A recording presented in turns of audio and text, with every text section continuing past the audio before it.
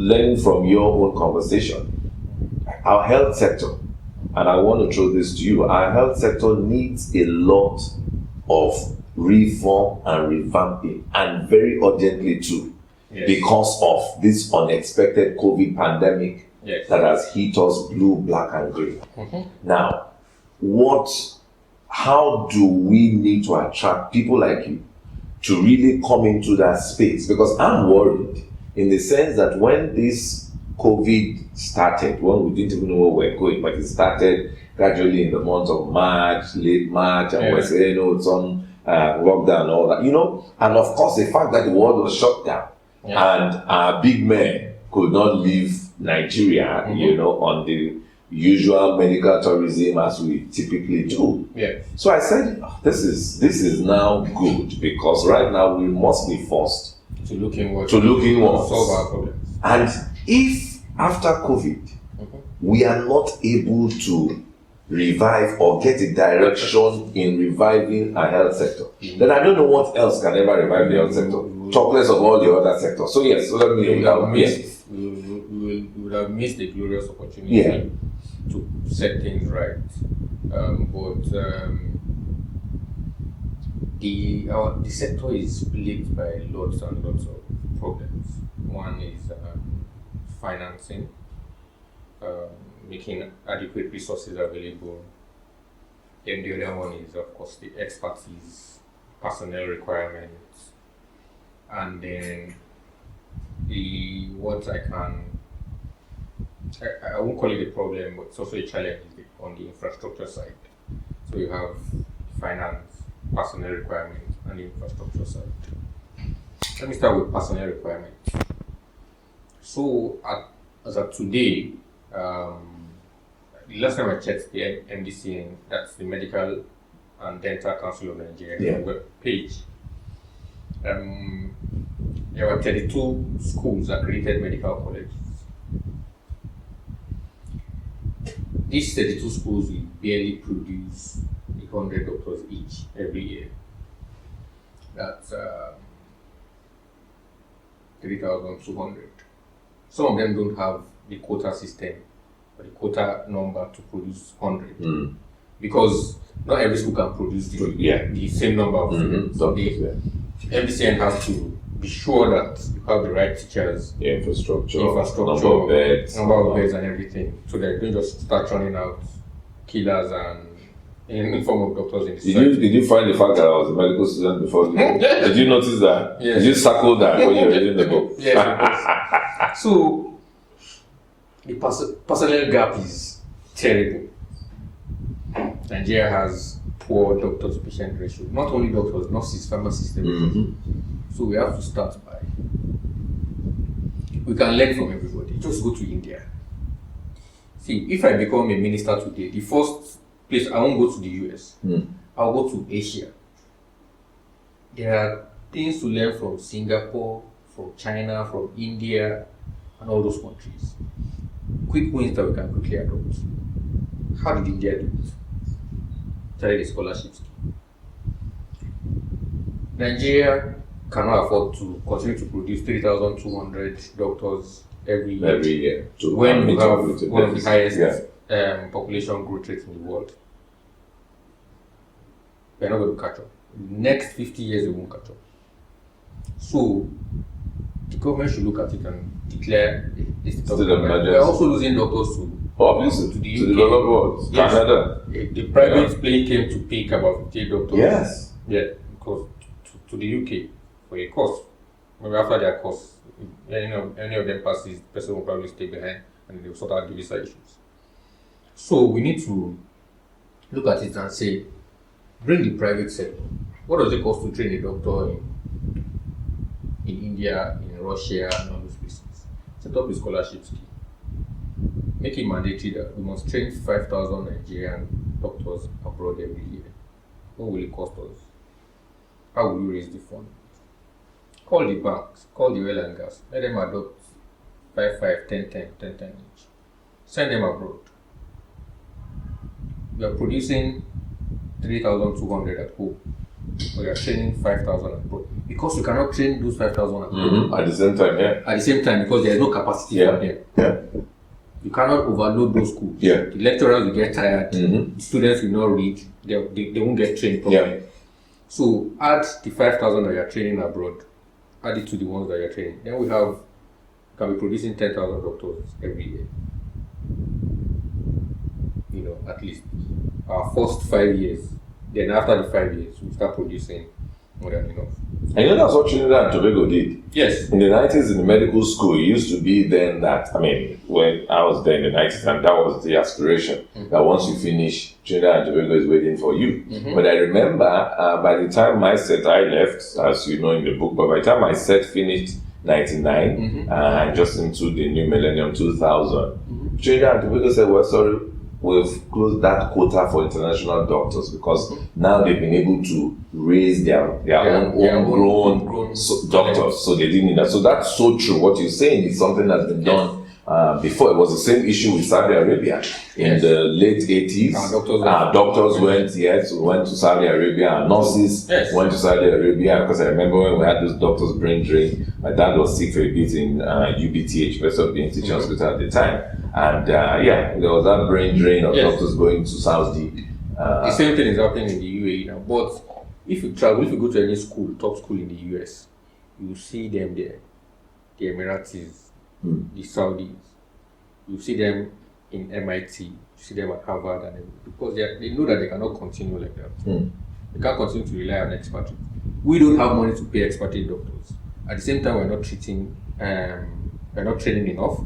And at the same time, we are losing to other countries. Out of the ones who train, yeah. So we are staring at a bigger problem than we can ever see. And I am not sure if the government has looked at it from this point of view. Then we also now have to realize that we are a low income country. I always tell people, do not forget. Because the fact that you are not an oil-rich country. No, you're not. Don't let us forget the fact that we are from a low-income country. We might be exposed. Yes, a lot of us have traveled outside the country. We know a lot by virtue of the internet and everything. But do not forget that we are a low-income country. We are from Africa. Before you start benchmarking our healthcare system with what is obtainable abroad, remember that premier or first college of medicine, UCH, was established in the 60s, 1958, 1960. That's just barely 40 years ago. The UK has been training doctors since 1900, centuries. So they've gone far ahead of us. So we have to look at ourselves and say, see, instead of always looking at these people and trying to catch up with them, what can we do? So we have our rural areas. We already do that. The rural areas are not developed. Doctors don't want to stay there. For whatever reason, no matter how much you offer me, I'm not going to sit in a village where there are no schools, there is no light. My family cannot live with me. My kids can't go to school in that place because I want to work there. That's why you find most doctors are city-based. Now we have a population where 48% or 50% rural, 50% urban. Let us leverage on healthcare workers that we can train, because these issues are basic. Polio vaccine, break the ampoule, drop it on the tongue. The child is free from polio for life. Malaria parasite, how do you identify it? Even under the microscope, look at it. If you see the ring, if you see the stuff, this is malaria. What next should you do? Speak with a doctor or give the person the drug, and the child is saved. Malaria kills 300,000 people every year. Do you know way much more that COVID has even done? COVID can never catch up with malaria. And yet we are shutting down on COVID. Meanwhile, malaria is killing even in this field. If COVID will do its worst in Nigeria, COVID will not kill 30,000. I can say before the end of the year. Let's even assume that the worst case scenario, it won't. How will you get there? And then please tell us the statistics of malaria. I said 300,000. I have not added HIV/AIDS. I have not added tuberculosis. So I have not. Malaria is biggest killer. And you don't need a doctor to treat malaria. To be very honest, you don't need a doctor to treat malaria if it's not complicated. You need a seasoned nurse or a healthcare worker. And these people continue to die every day. And if you ask them, they say, oh, there are no doctors. There are no this one, there are that one. So if you now go to Kenya and places like Ethiopia and all those East African countries, they realize that we cannot solve this problem because we can't continue to build medical colleges. It costs money. When you build, where will you get the professor from? Where will you get a professor from to teach people? You want to bring a professor from the US to sit down in Nigeria? You want to bring from India? What? So even if Nigeria says, oh, we want to build which is the way we like capital go and put the university in Jalingo, go and put the university in this one, college of this one, college of that one. Who will sit down and train those people? The professors that we have are stretched already. So those ones realize that, okay, say it's antenatal. People are dying. Women are dying because of lack of childbirth. Okay, let's sit down. Madam, how do I identify problems in pregnancy? This is what you need to do. Okay, this is a fetoscope. You can use it to listen to the sound. If you don't hear this sound, count it. If it's not up to this, the baby is in distress. Call for an ambulance. Let them take the woman to the hospital. So you find all those people, they go from home to monitor pregnant women. And these are just health workers, right? They are health workers. You can just train them basically. It's like another craft skill like we're talking about. And power and health. Yeah. You can train them on that and push them to the field, and they will solve lots and lots of problems. And yet, I mean, we're battling with exits for our, Empower graduates, especially health, where we have about 50,000. The healthcare space can absorb 100,000, and it's still not enough. I can say that. It's still not enough. Our patient to doctor ratio is 1 to 6,000. 1 doctor to 6,000 patients in Nigeria. And these are people that have already been trained. And a lot of them don't need to come to the hospital. Yes. You can solve the problem on the phone. My child is stooling. Give the child ORS. The child is stool overnight. Go into dehydration, go into shock, and the child will die. And you see them rushing to the hospital with a dead child. Doctor help me. But you don't need to come to the hospital or the doctor to help you. You just need a primary care center or somebody or a healthcare worker to just give the child ORS, mix salt and sugar, and solve the problem. It's basic thing. Dehydration. You can learn it. You understand? The human body is not too complex, except when you want to go into maybe neurosurgery and those things. There are car engines that are much more complex than the human system, even though we're treating life and death. But you have, when you look at some motherboard or electronics, you will look at them like, this is tough. And people who don't go to school learn. And so medicine is also a craft, apart from the science behind it. Even if you understand the science and you don't understand the craft, the doctor will fail. So we have to plug the personnel gap totally. Train doctors abroad, train nurses abroad aggressively. Our school of nursing, how many are there? I don't think we have up to, I'm not sure we have up to 100. If I'm right. And train healthcare workers, let them fill all these gaps. And then we go to infrastructure.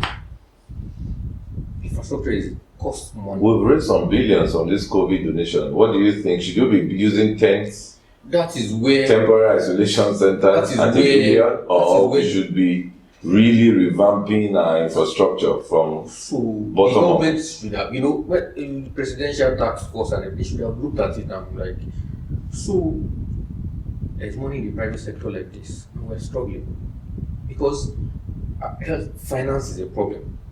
No healthcare taxes in Nigeria. In the UK, in Canada and the US, you pay a form of healthcare insurance and everything. And the insurance is enough to cover his personnel costs and all those things.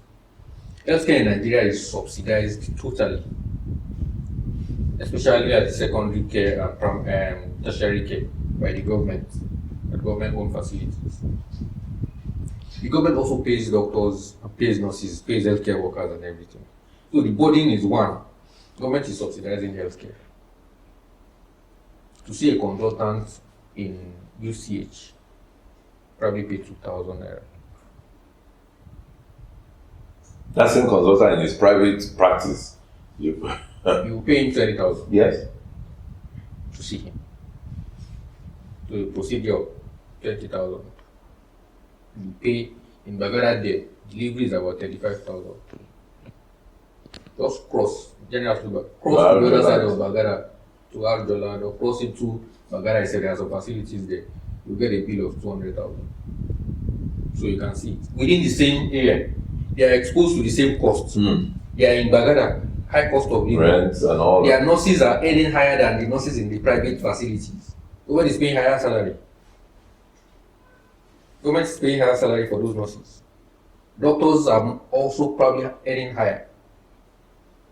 They are paying for NEPA. They are running on diesel the same way that the private hospitals also running on diesel. They have beds. They have everything to take care of. They are using the same drugs. Yeah, because I've not seen government drugs and private sector drugs. It's the same thing. Because the government does not own drug Yes, manufacturing. yes, It's the same drug that manufacturers Roche and everybody, and they are charging 20,000, while the other man across the street is charging 20,000. So it's a subsidy.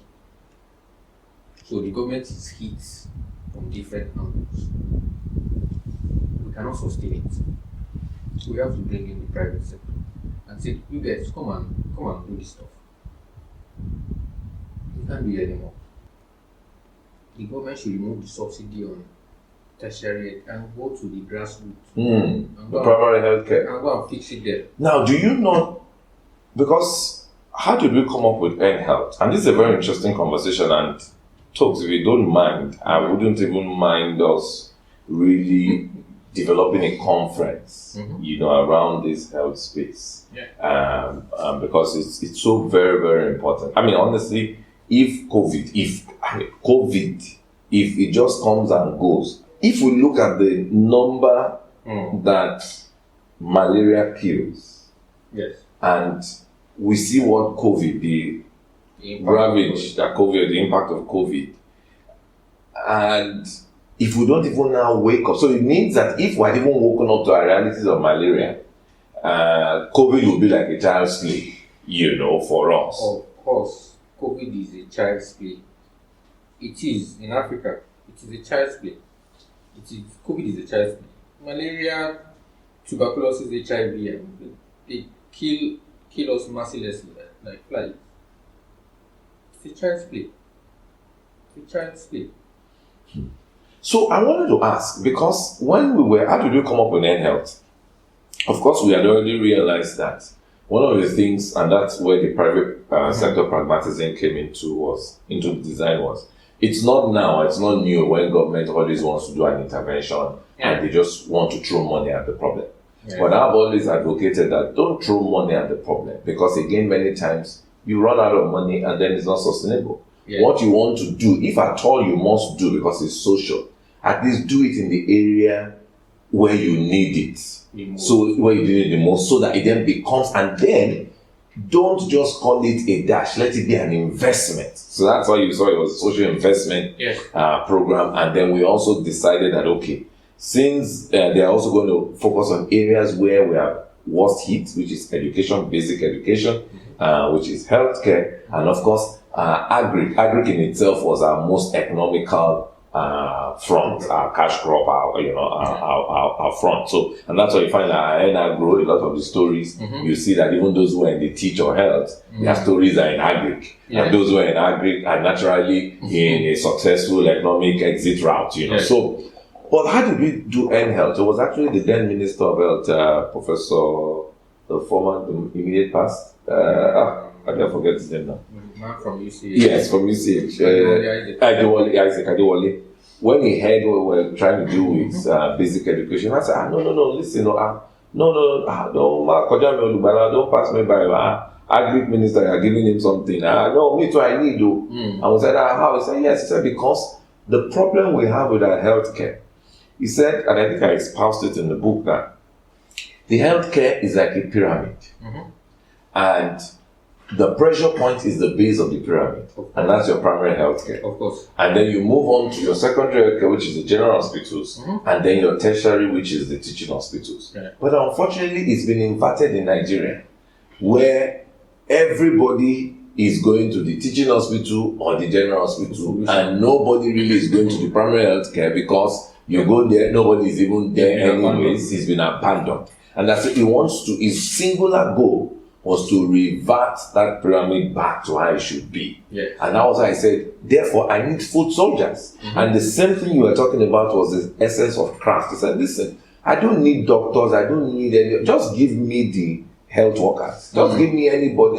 So Oshe is a graduate, he's gone on to, just give me the graduates who has also chosen, because one thing we also did with Empower, there was a power of choice, which comes, I mean, maybe that's also close to who I am, right? But we gave every graduate a power of choice. So you were not, you in the first place, you picked the route you wanted, whether teach, whatever. And so since they've also said, those who say they want to do health, and we gave them 50,000 over 2 batches, 20,000 batch 1 and 30,000 batch 2. So he then assigned them to the National Primary Healthcare Development Agency, and the goal was to use them to revive the primary healthcare centers. And they've been the ones that have been like the life power of a lot of these primary healthcare centers. You know, so but just so I was saying that to buttress what you were saying and how PHCs really need to be revived. Yes. You know.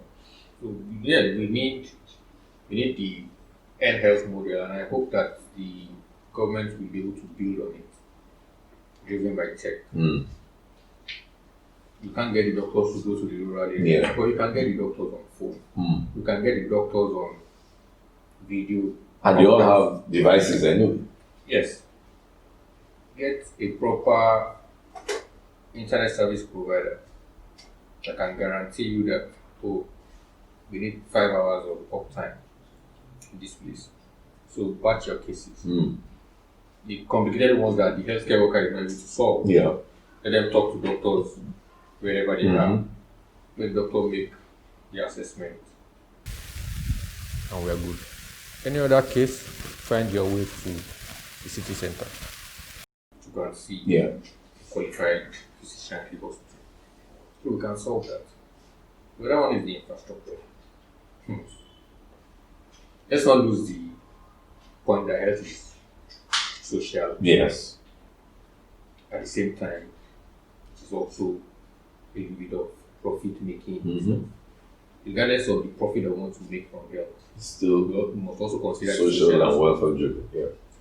Because naturally people feel like you should not make money from people's misfortune. I'm dying in the hospital. I'm about to lose my life. That's what to make money from. So they say that no, don't become a billionaire over people's misfortune. So they want to hold on to the social aspect as well. But what is the return on investment? When you put your money in health, are you going to get it back? That's why if you drive through Lagos, Maryland Mall, or Mart Mall, all of them, all around the world, Ikeja City Mall. There's another one in Ikeja now that Lagos State just built or something, close to Adabent to Airport Road. There's another one by Mobolaji Bankanto, the one more. Hotels, work spaces, offices, all around the Ikoyi, apartments. Nobody's building hospitals. Because when they put their money there, these people don't understand that it's a patient capital that will grow over time. And the money you're putting in is not just for profit alone, it's for the social impact. If we have... So you need social impact capital? Yes. If we have worsening disease burden, COVID alone has ruined businesses. If we have worsening disease burden in Nigeria, HIV, TB ravaging, who will go to your mall that you are building? They don't see it from that angle. People are dying because of hypertension in Nigeria. Average life expectancy 56 years. Why are you building luxury apartments? So they don't see it that way. But the American, the Europeans, they know They know that. That's why they build trusts. So they know that, okay, if I put 100 million in a business, I have to go and give about School of Public Health 50 million so that they will use it for research and they will use it to train doctors, because these people, I need human beings to enjoy what I have built in good health so that they can spend their disposable income on this thing and not healthcare. So these people don't, they need to, if you look at Dr. Emikale's data on consumption pattern, it's food, 50%, followed by healthcare. Every other thing is transport and all those things. Wow. So when you invest in other things apart from healthcare, who will enjoy the benefit? But It's always short-lived then. It's always short-lived. But the people must understand. And healthcare, one of the leading causes of bankruptcy. I've seen people with, as in hundreds of millions, from here to there. Bankruptcy, healthcare, yes, just one cancer case. A lot of Nigerians are just one illness away from poverty. Let's not deceive ourselves. If you don't have up to 200 million naira and you're sitting in your account or a fixed deposit, you are one illness away from poverty. 200 million is less than $500,000. It's few nights in the hospital abroad. It's few nights, so 2-3 weeks, money is gone. As in the entire savings is gone. So we have to look at it that people need to understand that healthcare investment is patient capital, social impact capital. That you will make your money over time, but before you make that money, you have improved the life of people in that space that will later impact on your business. So they need to understand it, and government needs to bring in these people. Bring the banks, couple with they formed a very good union and they raised money. Loot, give loot to Kapovid, give it to Jim, give it to Ike and Special Baba Jem. The federal government cannot put loot into good use anymore. They don't have the money. But how much do we need to? Loot is a 600 bed hospital or something, 600, 700 bed hospital. How much do I need to spend on per bed and each ward? I spend 1 million on each bed. That's 700 million. If I spend 2 million on each bed, that's 1.4 billion. If I spend 3 million on each bed, that's 2.1 billion. Okay, I want to spend 4 million, that's 2.8 billion on each bed. Okay, so this is a bed space. I want to spend 4 million on each bed. That means that I'm going to paint the walls, buy the bed side of the car, buy the bed itself, buy everything that is needed, drip stand, automated drip pump, infusion pump. Yeah. Then I want to pay the salary of someone that will be attached to that bed that will look after the patient. I want to pay 1 year's salary of that nurse or healthcare attendant. 1 nurse and 2 healthcare attendants. I want to pay their salary from that 4 million. Put it to you. Now, how can I get my 4 million naira back? Because I can revamp routes with, let's say, 3 billion according to the number of bed spaces. I will make it will be nice. I will make it like serviced apartments. If I spend 4 million on each bed, I will make it like a service apartment and everything. Then we'll now go outside and start taking care of the whole building itself and everything. But it will be probably look scruffy on the outside, but once you enter into it, you will see a nice building where you would like to stay. So I've spent 4 million. Loot occupancy is standard. 100%, no bed space. If you go there today, there's no bed space. That's why you find hospitals all around. They are feeding from the whole no bed space issue. So if Root can guarantee me occupancy of 70, 80, let's say 90% occupancy, how much do I need to charge when you get back? let's do the mathematics. Government subvention. Are you ready to take part of the cost, or will I go back to NHIS for insurance to cover me? If I charge 2,000 naira per night, how many people can pay? Okay, I want to charge 2,500. Government take 500. So because your NHIS pool. because if you invest, you want to get a return, right?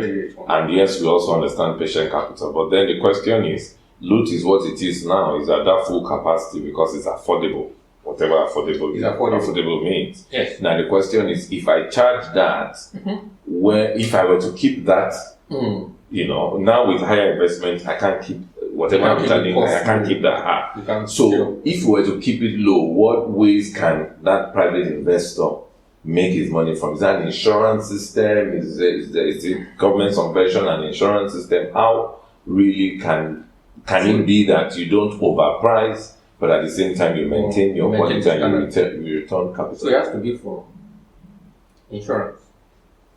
The government must make insurance mandatory. So if insurance is mandatory, money is guaranteed for the investor. Nobody wants to invest money based on this man can come today and pay. You're able to pay and all of that.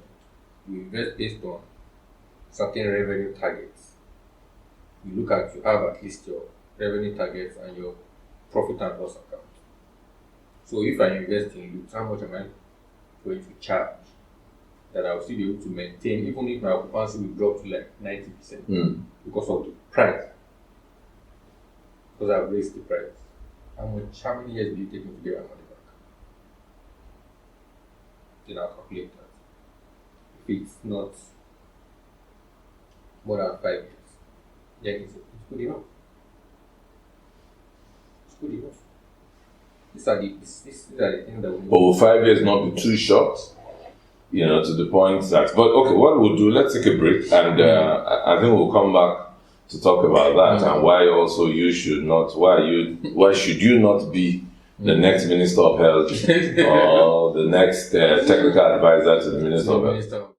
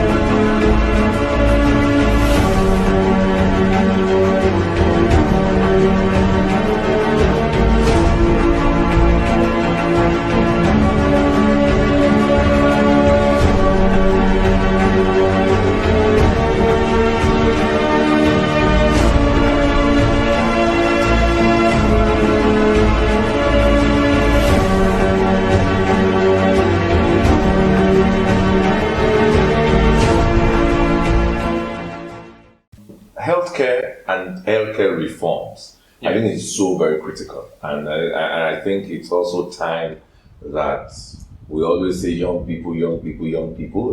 It's time that we take a lead in that space. So I understand the concept of social, and I understand the concept of the welfare aspect also of healthcare, which many times is the reason why people look away from it. But there's something I've also realized that the new wealth or the new money is basically in doing good, in taking care of people. That's really where the new, maybe if I borrow modules, but the new code of wealth is all aside from technology, because again, technology also has quite a lot of role to play in these reforms. So yes, you've spoken about the personnel. We've spoken now about finance and infrastructure, how they relate.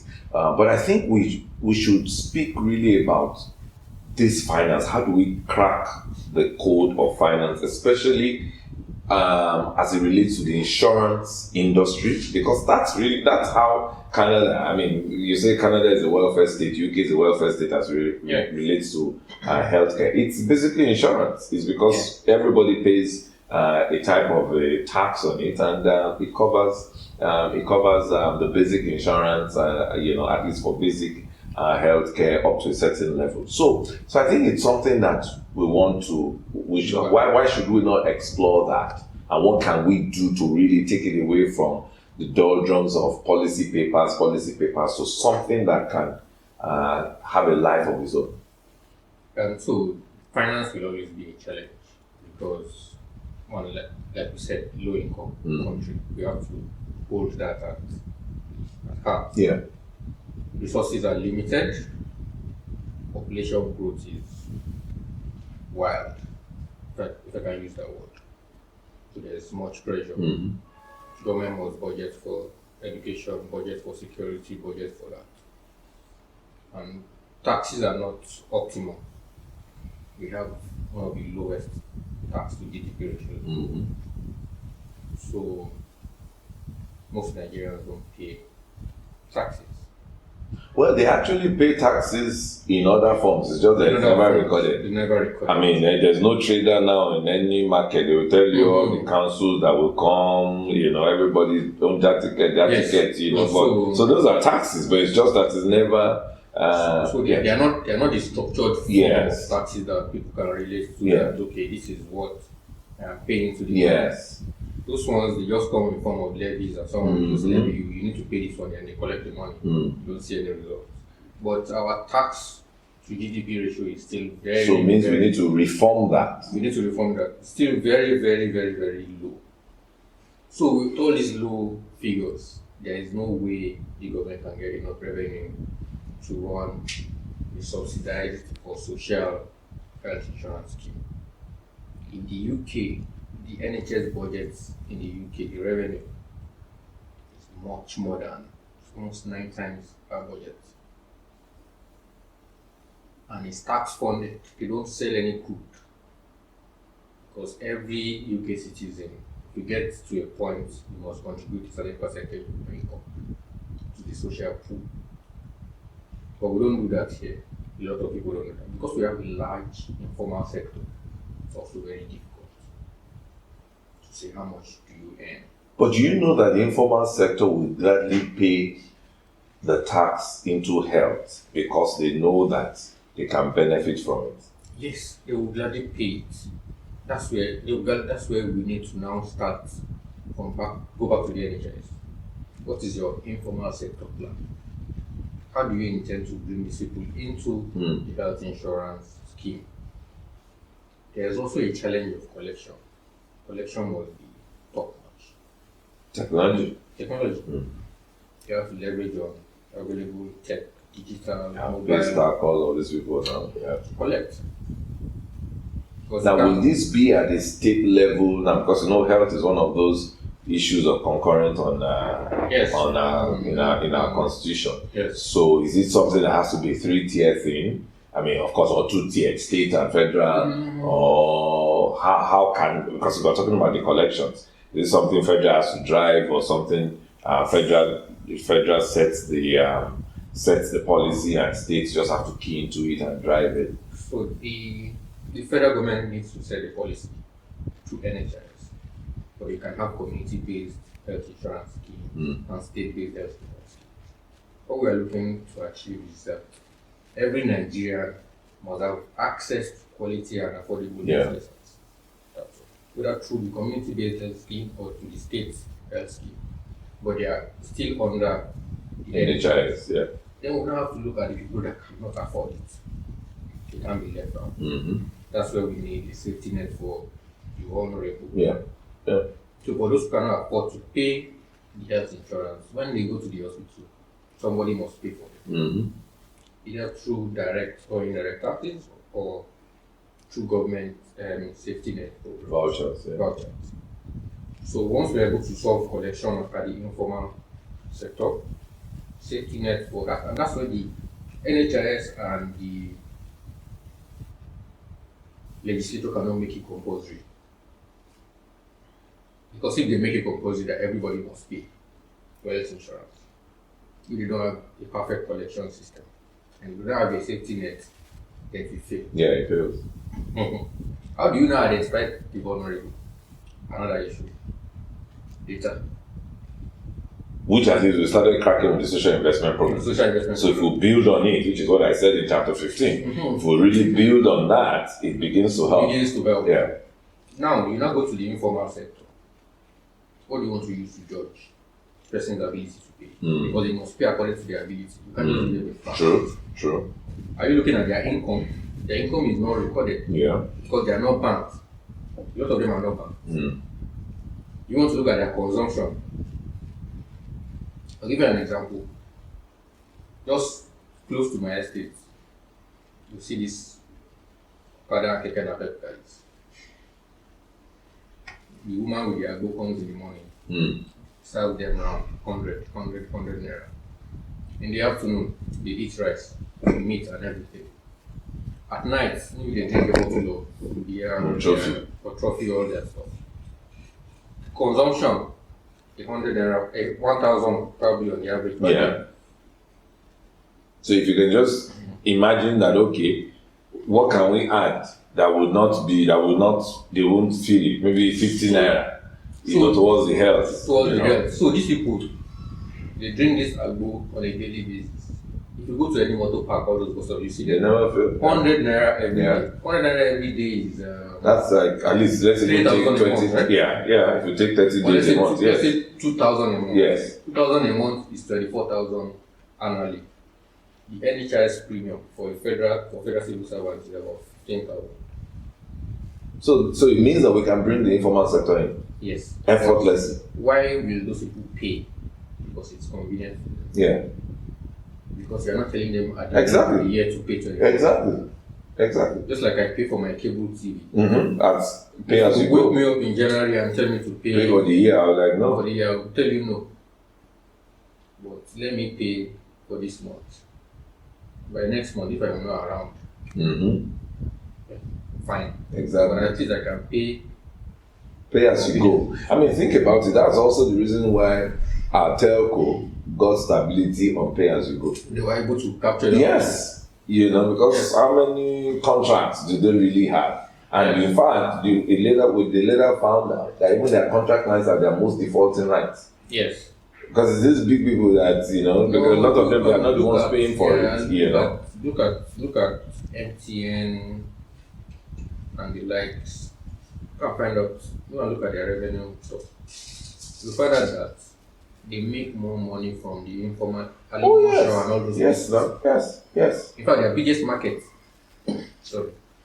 is in the informal part of Lagos. So you go to Kumaiko, Aspanda, Trade Fair, Alimosho, and all those places. That's the real retail market. See all those ones in VI. They have 5 lines. They have all those things. They can afford not to even call. But these guys will load 100 naira 5 times a day. They will not buy 2,000 naira, but they will load 100. They will call you and they tell you, credit incubator. They will But you don't know that MTN has made it easy to capture 500 naira from him every day. That's where we have to. That's kind of exactly. People pay. Now, so what you've done, and little wonder why Tokes is one of my never and afterthought reviewers. What he's done is basically express what never and afterthought is, because that's the private sector pragmatism we always talk about, into a government space. If we brought any regular government guy here now from Ministry of Health or from any state Ministry of Health, he will not tell you the first thing, government cannot afford it, government, that's all we keep here. And yes, we agree that government cannot afford. Yes, but the question is, how do we solve it?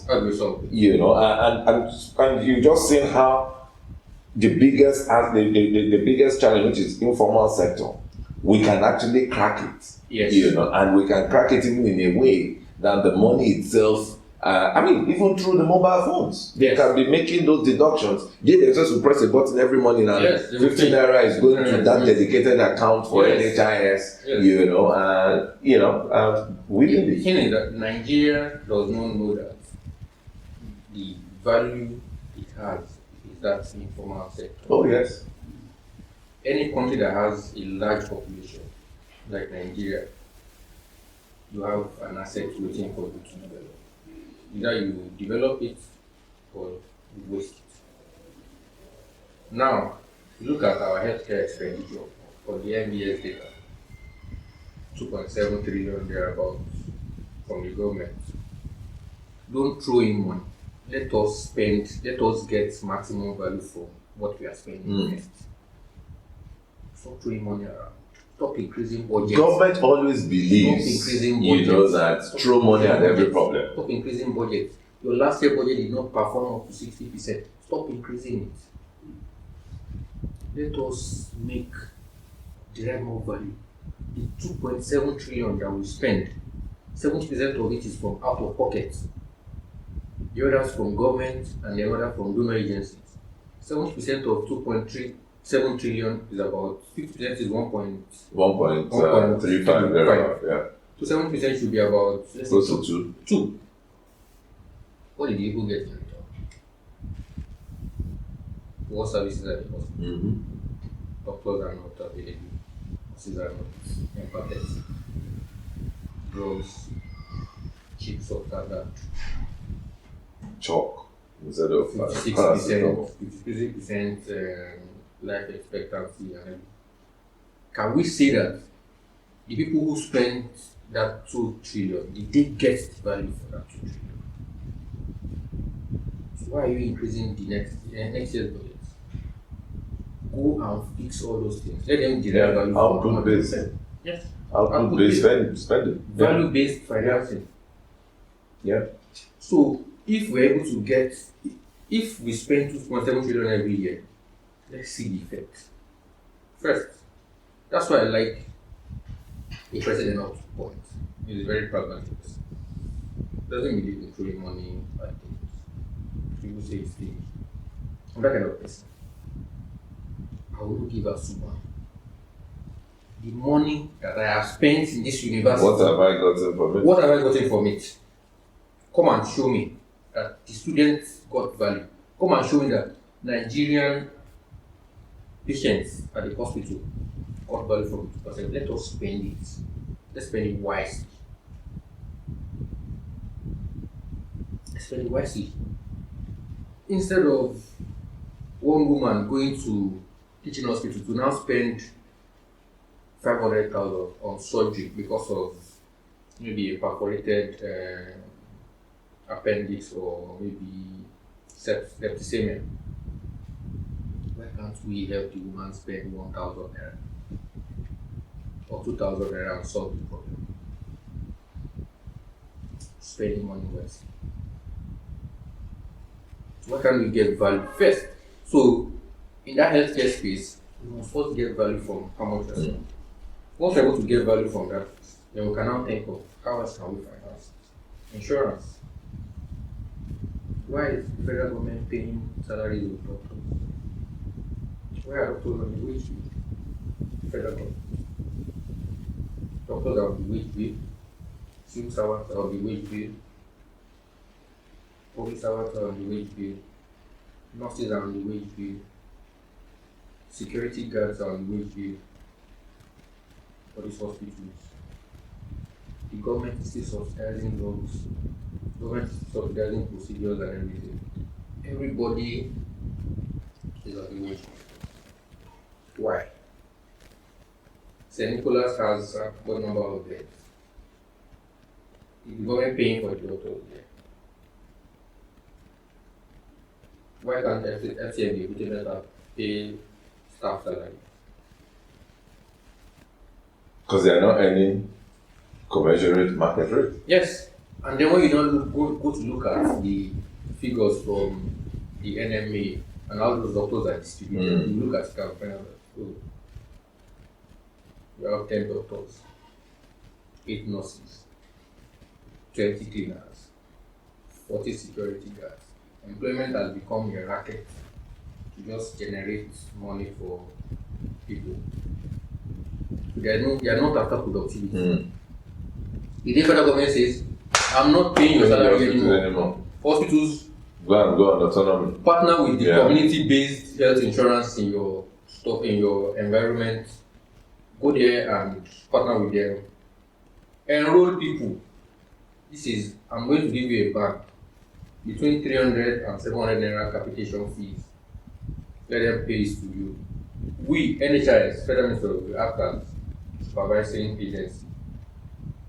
The next time the Gutenberg will go and meet the community-based health insurance scheme and the HMO and say, I just bought a machine. I beg, I need people. My overhead is 10 million naira monthly that I pay doctors who I need patients. I'm going to treat them nicely. I'll give them 5-star treatment. You will now prove that you can add value to the life of it. Because if you don't do that, Nobody will come. They will go to another place. So if we can remove the recurrent expenditure from federal government through salaries and everything, especially for doctors and nurses and all those things, we can free up some funds to invest in capital projects at the primary care level. Why will government send money to FMC, Gutemeta and Loot and all those places when government is not sending money to Lagoon, Papa? Why? Because they believe that FMC, Gutemeta and Co cannot make money. Igobi cannot make money. But Igobi can be the reference center in West Africa, just like Ghana. Kolebu Hospital in Ghana is the reference center for cancer treatment. Igobi was designed to be a reference center for the entire West African region, where people will come and have healthcare surgeries, orthopedic surgeries. Just make them fair, let them pay for it. So what I mean, I think this is just so rampant, and it's the same thing I was discussing with Dele Momodu on Thursday. Around he had the same question: are universities? And I mean, the same question, and I was like, well, it's the same issue. So long as you are living on some handout, you are not going to be innovative. You're not going to put on your thinking cap, and you're not going. And yet, even because your universities, they generate so much IGL that they are not even. They don't believe they are responsible to anybody. It's the same problem in healthcare and in education. Subsidies. We have outgrown subsidies. Yeah. We should take responsibility for that. My dad enjoyed in UI. He had a room to himself. He had lunch and dinner. In fact, my mom lived with him in UI. Wow. As a student? Yes. In his apartment. It was an apartment, not your hostel. No, they don't call it hostel. It was an apartment. It was an apartment. Because then how many people were going to universities? We have outlived the money no longer. It's not more. We have to raise revenue. In fact, we have to raise it, jack it up to be able to meet that standard. And then we cannot jack up revenue that high just to use it to subsidize for that kind of standard. We have enjoyed it. I also did. How much did I spend to become a doctor? Yeah. I probably spent less than 40,000 naira. Yeah. Or 50,000 naira. A subsidy to become Afe Babalola and Co. You have to pay 4 million naira per annum. My entire life in the university, I probably didn't spend up to 100,000. You can't happen again. For us to be able to do that now, we need to, because we did not plan. Maybe if we had reserves, or if our revenue profile had improved over time, we would have been able to do that. But no, we are consuming everything. And our population is growing. Population is growing, no bad control. Population growing. Importing everything, consuming everything, producing nothing, exporting nothing except crude oil. Crude oil prices falling, crude oil production crashing. Nobody wants to buy. And we still want to live like this. You know, and just before we wrap up, and just talking also about exports, you find that also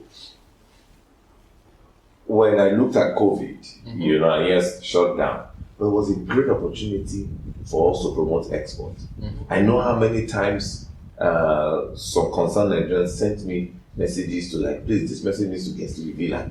And what's going on with our customs? Why are they? This whole, I don't know whether you call it regulatory inhibitions, people just couldn't get their goods out of Nigeria, and this in many ways is a problem, some of this systemic problem that we have because we are not seeing the big picture. But nevertheless, I think for me, still trying to wrap up on healthcare, I think that one of the things that we must do is to promote a public-private partnership conversation. And that was what I did because, just listening to you and really beginning to envision what we could do is similar to what I did with the Skill Up Academy at the time. I'd done my research, I'd done my studies, I knew clearly where the gaps were and what the problem was and what we needed to do to fix it. And I knew there was no silver bullet in fixing it. And so hence, in the book I talked about the 5-finger bridge. And what I started to do was to